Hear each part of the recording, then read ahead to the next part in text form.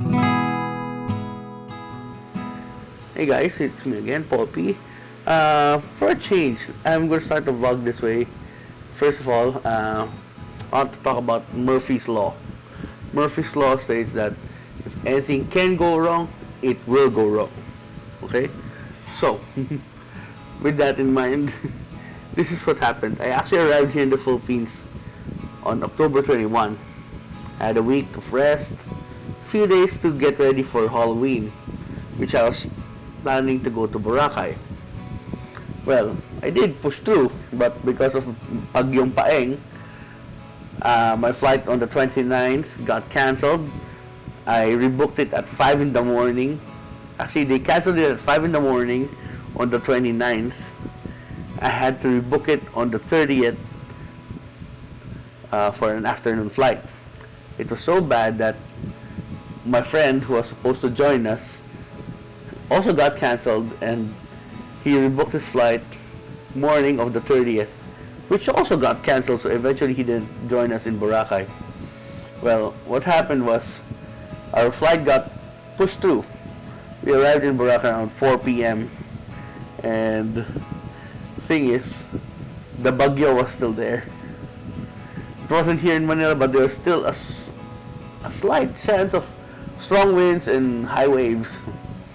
So we, instead of joining us in the jetty port to ride the speedboat going to Shangri-La, we had to take it from Taban, and then we took the boat at pitch black darkness because it was raining and it was nighttime already. We arrived on the island around 6 o'clock through 3-foot high waves, and we docked, instead of in Shangri-La, we had to dock in Fairways or New Coast, Boracay, the back, because there are less waves there. But still, the less waves were 3 feet high. So eventually got into Shang. The problem there was, I was not alone. I was with my mom and my 2 titas, which are all senior citizens. So I was scared beyond belief. Not for my sake, but for their sake. And to top it off, we stayed in Boracay until the 2nd. But there's no sun, as in there's no sun in Boracay. So I couldn't bring out most of my cameras, specifically this one, except for one vlog which I did a food review of Pamana, one of the restaurants of the Ompaucos, also owner of Barrio Fiesta in Boracay, which I did a review on. It was okay, it was good. And that's this vlog. And then one more vlog of a food trip in White Beach. Sorry, I'm going to apologize as early as now. The audio is going to be bad. My new equipment, this wireless microphone, kind of glitched on me, and I had to use the waterproof camera and the waterproof 360 camera case for most of the videos because every day it was raining cats and dogs. Okay? Except for that last day where I did that food trip. So I'm apologizing as early as now. Footage is gonna be weird and storyline is gonna be whacked out, but this is my review of Pamana in White Beach, Boracay. So see ya, and let's start the show. Bye bye.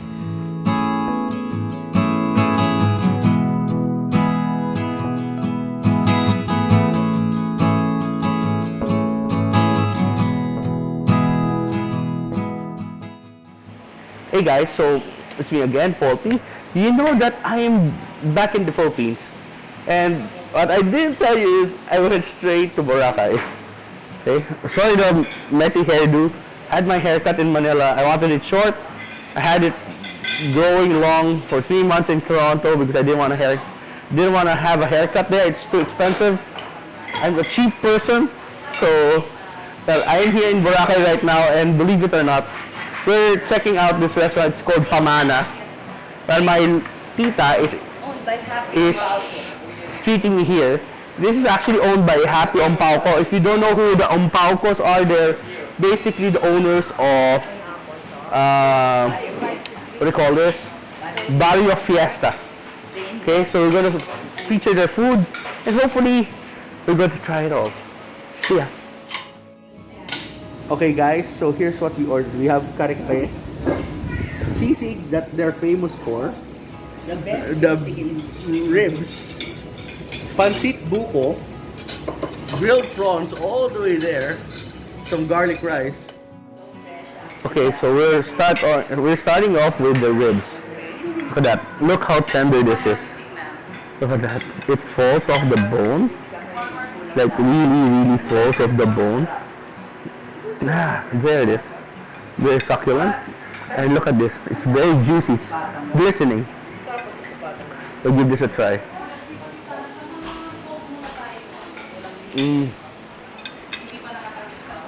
It's very tender. Very flavorful. You can taste the marination really well. It's sweet, yet savory. And there's not a spicy kick to it, which is perfect for me. Not a fan of spicy stuff, but it's still delicious. Okay, so we'll move on to our next dish. Oh, wait, my tita just showed me something. She has a sauce. We'll try some of that sauce. Oh yeah.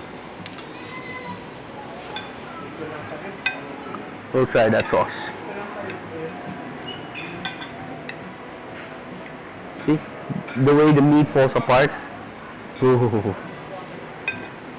We'll give this a try.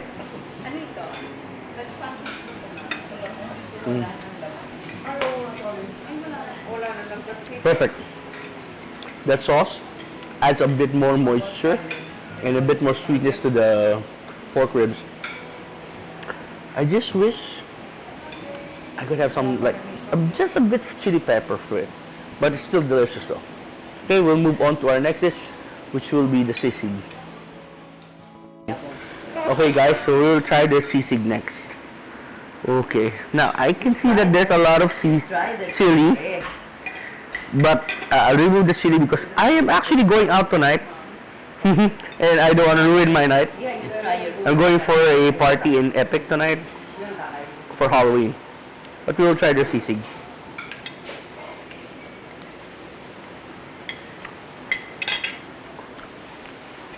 I will give you like this because Nice. I gave you the nice, It's like upstate.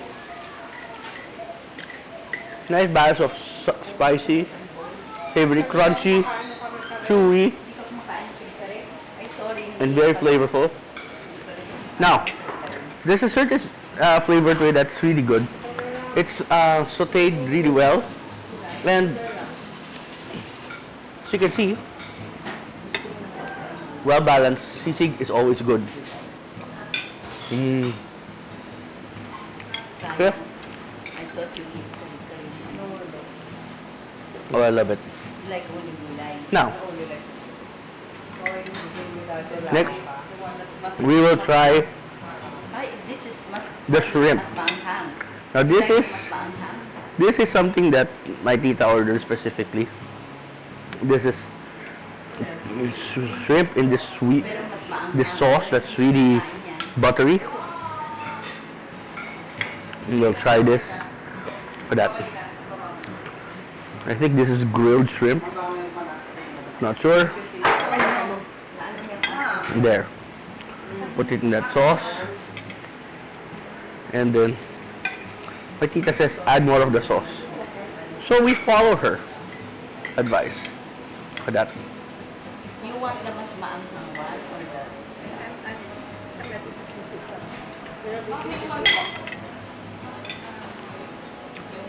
Wow, that's really good. The sauce is really what makes that shrimp pop out. It's very flavorful.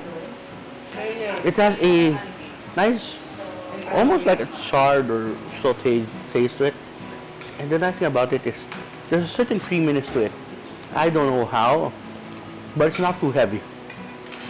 Okay, so we'll make our next dish, which is the kare-kare. Okay. Okay guys, so our second to the last dish here is their oxtail kare-kare. As you can see, this really oxtail and it falls off the bone. Easy. Goodbye bone. So tender. a bit of both at the end. If you know, kare-kare is a peanut stew cooked with either peanuts or crushed roasted rice. There. Look at that. Beautiful.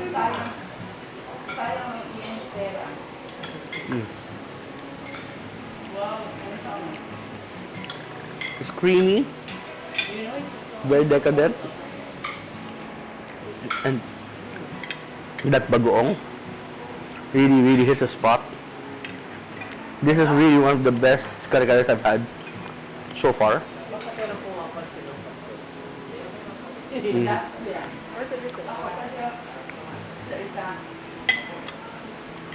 If you notice, I'm not eating rice. It's not a diet thing. More of, I'll save the rice for later. But for the vlog, I'm happy with just plain kare-kare and bagoong.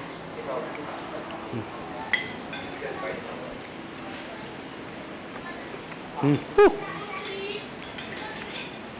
Okay.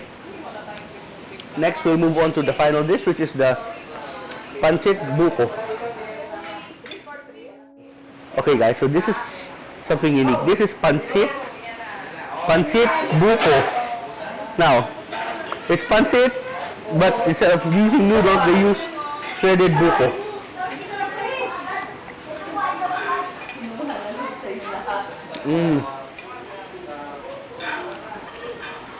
Very unique. Crunchy, yet flavorful. And it tastes like basic pancit, but it has that crunch of the buko. It's really good. Okay? So I will end the vlog. I will give you the review afterwards, sorry.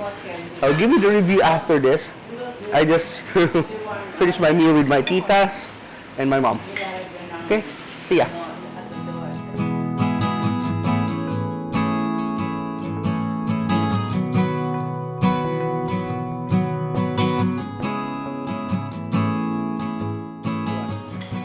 Okay guys, so that's it for the vlog.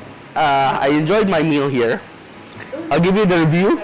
We'll base it on 5 criteria: location, ambiance, service, food, and price. Now, I can't give you the price because my tita will not tell me how much she spent, but I can give you a review on the 4. We'll talk about location. Location is easily accessible. It's in front of White Beach. You can just stroll around, and it's actually in Station 2, very near to D Mall. Okay? 2. With that in mind, I'm going to give them a good 4 out of 5.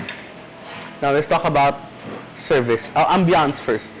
It's very cozy. Everything is in white, and look at that. The lighting is awesome.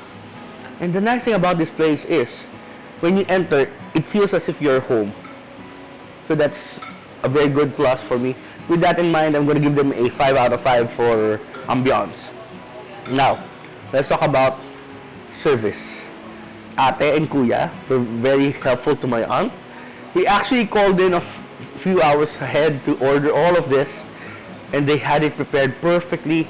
Everything came out at the same time. Everything was delicious. And actually, we finished most of it already. And with that in mind, I'm going to give the service a good 5 out of 5. Now, food. Everything was delicious. But if I'm going to look at it in my perspective, I'll have to rate the best dish here has to be the kare-kare, then the sisig, then the shrimp, and last would be the pancit. Why? It's gulay. You know that kryptonite to my body is gulay. Okay? So with that in mind, I'm going to give the food a good 4 out of 5, which is still a very high score because the food is really, overall, it's delicious. Okay? So if you are here in Boracay, don't forget to pass by, say hi, order a few items. They're actually very known for their crispy pata, and actually, we're supposed to order that, but it's out of stock today because of the bagyong paeng. Okay? So, till next vlog, see you in the kitchen and in my dining room or any dining room, and tara kain tayo. Bye-bye!